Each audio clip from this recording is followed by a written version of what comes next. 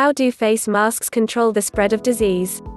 Face masks have long been used in healthcare, often for the simple reason that they protect doctors and nurses from splashes of body fluids during procedures, but also for the purpose of blocking the transmission of respiratory droplets.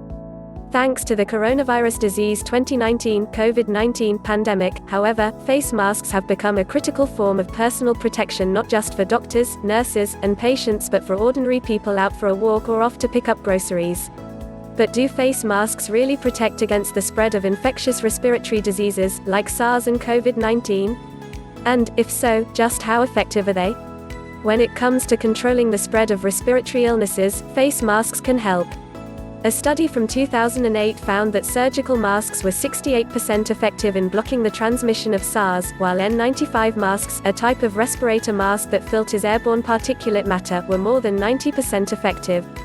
Proper fit and the use of certain materials are important for achieving this level of effectiveness. However, even masks that are not perfectly fitted or that are homemade can help limit the transmission of large respiratory droplets emitted through sneezing or coughing. In April 2020, in response to the ongoing spread of COVID-19, the U.S. Centers for Disease Control and Prevention (CDC) issued recommendations on the use of simple cloth masks made from materials in the home. High demand for face masks, accompanied by a shortage in surgical and N95 masks, warranted closer evaluation of the role cloth masks could serve in stemming disease spread.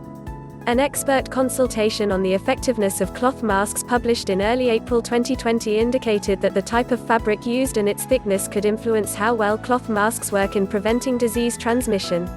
But the assessment also suggested that there are important trade-offs to consider. For example, thick fabrics or multiple layers of fabric are more likely to catch small aerosolized particles, the types of small particles sometimes trapped by surgical and more frequently by N95 masks, but they also are more difficult to wear, given their high degree of breathing resistance. A mask that is uncomfortable is likely to be pulled down or worn incorrectly, undermining its potential effectiveness. Of course, ultimately underlying the ability of face masks to prevent disease transmission is human behavior. Even if a mask is fundamentally effective in trapping infectious particles, it is still up to the individual to wear it properly. People must also be aware that if their cloth masks trap significant moisture, the masks need to be cleaned or disposed of to prevent viral contamination of surfaces. Learn more about cloth masks and how to use them to help prevent the spread of disease.